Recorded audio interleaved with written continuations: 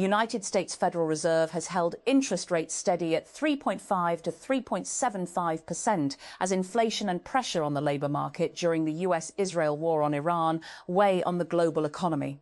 The central bank announced its decision, which was largely in line with economists' expectations, on Wednesday, wrapping up the last two-day policy meeting led by Chairman Jerome Powell.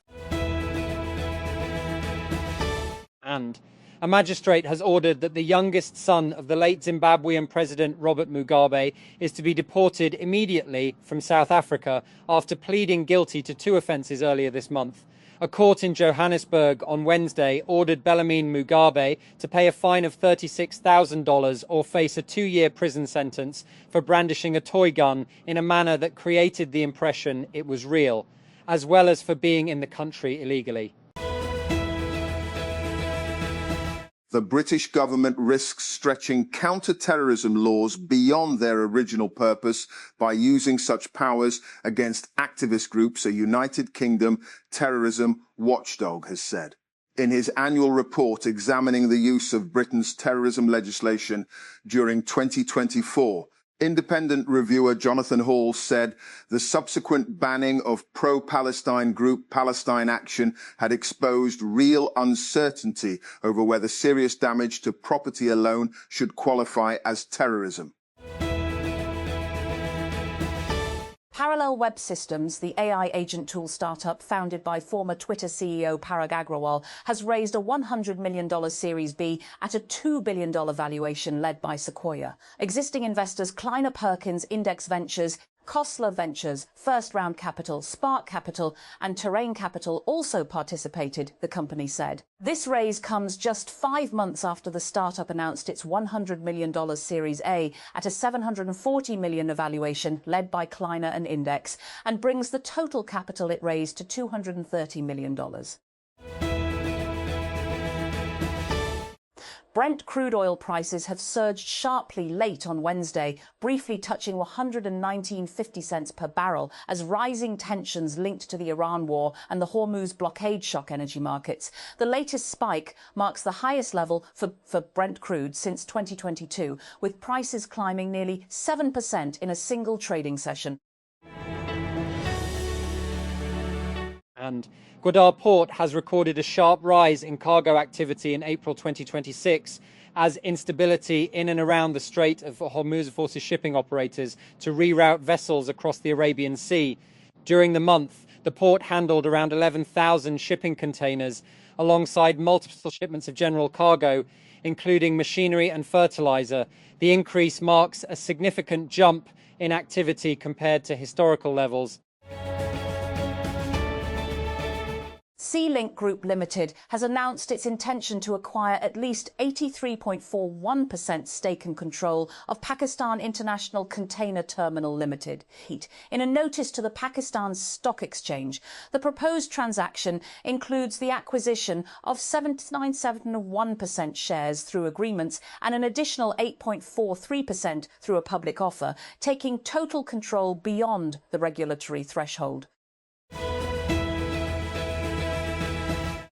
The Cambridge International Education, CI, said on Wednesday it was aware of news about a reported paper leak of a question paper, as several users on social media expressed ire. We investigate such reports thoroughly and will provide more information to centres, if required, during or after the end of timetabled exams for the June 2026 series, the CIE said in its official statement. Oil prices shot higher Wednesday on concerns of an extended blockade of the Strait of Hormuz, while Wall Street stocks mostly slid as investors awaited a US Fed rate decision and a slew of tech firm earnings. Both main oil contracts jumped nearly 6% after President Donald Trump warned Tehran on Wednesday that it should get smart soon and capitulate to Washington's demands for tight controls on its nuclear program, as a US naval blockade turned the screws on Iran's economy. A former former French serviceman has been detained in Madagascar for allegedly taking part in a plot to destabilise the island. Authorities say prosecutor Nominarinera Mihamintsoa Ramanantsoa said the French national had been charged with multiple offences, including criminal conspiracy and plotting to sabotage infrastructure such as power lines and thermal plants. For generations of football fans, no World Cup would be complete without the thrill of opening a packet of Panini stickers and discovering Zico, Franz Beckenbauer, Diego Maradona or Lionel Messi staring back. Since Italian company Panini's first sticker collection at the 1970 World Cup in Mexico, trying and usually failing to complete the set has been an obsession for young fans around the globe, with playground swapping mandatory. And the families of victims of a school shooting in a remote Canadian Rockies town are suing artificial intelligence company OpenAI in a United States federal court and alleging that the ChatGPT maker failed to alert police to the shooter's alarming interactions with the chatbot.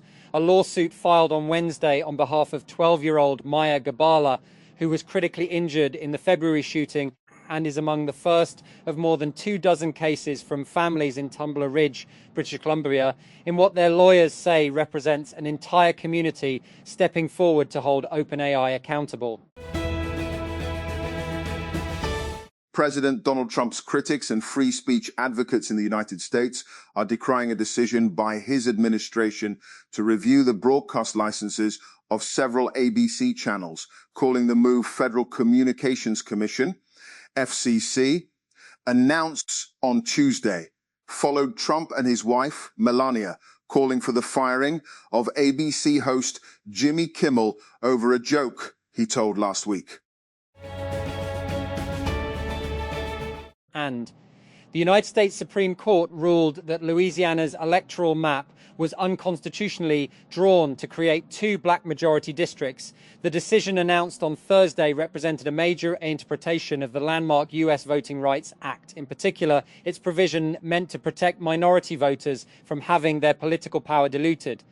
It is set to benefit Republicans amid a wider battle before the midterm elections redistricting before the midterm elections in November. And after decades of membership, the United Arab Emirates has decided to quit the oil producers group, OPEC, in order to focus on national interests and forge its own path, it has said. The move is seen as a major blow to the Vienna-based oil cartel, but will not spell the end of it altogether. Observers say the UAE's decision to quit comes after years of open dissatisfaction with the oil cartel's policy of capping members' production as a way to control prices and stabilize the market. SpaceX Board of Directors has approved a performance-based compensation plan for Chief Executive Officer Elon Musk that keeps his salary fixed at $54,000 per year unless the company achieves its long-term goal of building a permanent human settlement on Mars. Both Musk and his pet company are preparing for what is expected to be one of the largest initial public offerings in modern world history.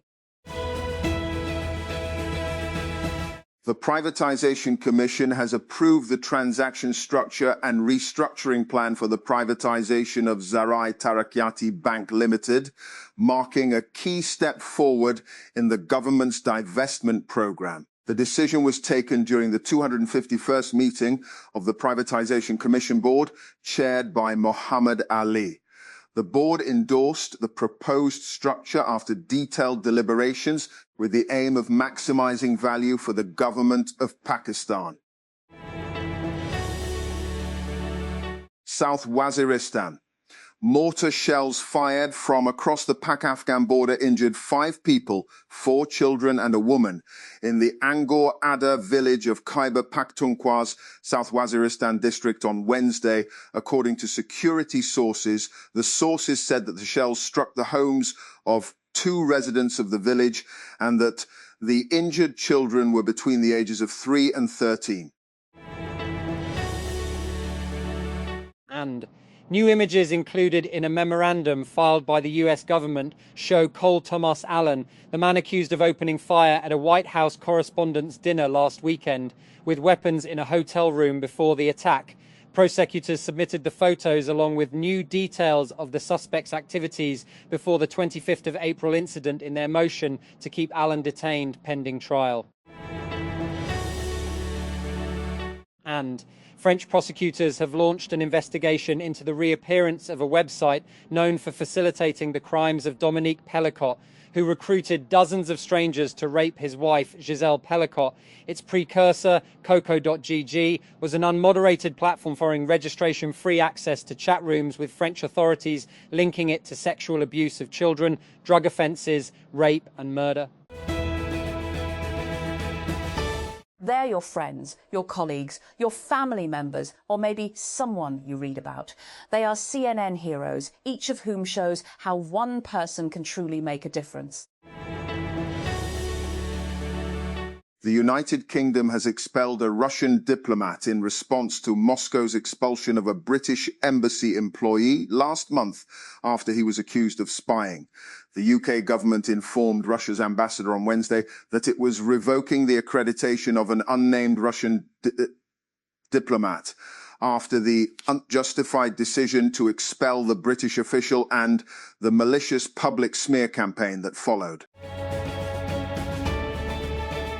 Madagascar has detained a French serviceman over an alleged plot to destabilise the island and also declared an agent at the French embassy persona non grata over acts linked to the destabilisation investigation. Deputy Prosecutor Nominarinera Mihamintsoa Ramanantsoa said in a video statement released late on Tuesday that the former French national serviceman Guy Barret had been placed in pre-trial detention at Siafahi Maximum Security Prison. And an inside look at Chernobyl 40 years after the disaster. The exclusion zone remains radioactive, now shaped by war. From deserted cities to returning wildlife and rising military risk, what's unfolding there today raises urgent questions about nuclear danger and what the future might hold in this episode. And Mike Vichich grew up in Michigan. His family, he recalls, dedicated their lives to public service. His parents were teachers, his uncle a fighter pilot, while both sets of grandparents served in the army. Growing up, and public service was always a really admirable way to spend one's life and one's career, he told TechCrunch. I have 3 young kids.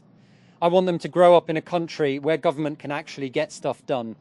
And he went on to work in consulting, then launched a consumer company that he sold to Olo for $200 million back in 2021. After his wife gave birth to their 3rd son, he and Brandon Max, a founding engineer at his last startup, and began discussing what they wanted to do in this next chapter of their careers.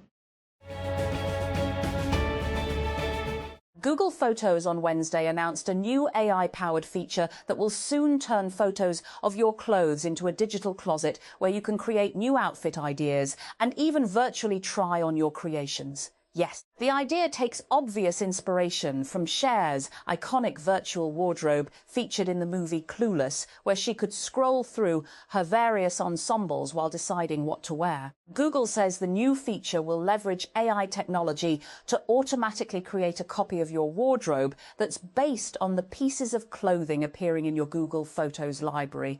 From the app, you'll be able to filter items by category, like tops, bottoms, jewellery, and more, then mix and match them to create different outfits. The Pakistan embassy in Abu Dhabi has temporarily suspended passport processing services due to technical and maintenance issues affecting members of the Pakistani community in the United Arab Emirates. In an official notice, the embassy said passport-related services are currently unavailable and will remain suspended until further notice. It added that the community will be informed immediately once the service resumes. And 2 Jewish men were stabbed on Wednesday in North London, an attack police declared a terrorist incident, and which follows a series of arson attacks targeting Jewish sites. King Charles III, Prime Minister Keir Starmer and London Mayor Sadiq Khan led the condemnation of the appalling assaults in Golders Green, which is home to a large Jewish population. 7 families of victims killed or injured in a mass shooting in Canada have filed lawsuits against OpenAI and its CEO Sam Altman in a California court, accusing him and the company of ignoring the shooter's troubling interactions with ChatGPT. 8 people were killed, including 6 children, when 18-year-old Jesse Van Rootselaar opened fire at a secondary school in the Tumbler Ridge, British Columbia, in February. Oil prices have soared following reports that the US is preparing for an extended blockade of Iran. Brent crude rose to over $117 and 86.71 a barrel on Wednesday afternoon, the highest price so far this month, from just over $110 a barrel on Tuesday evening.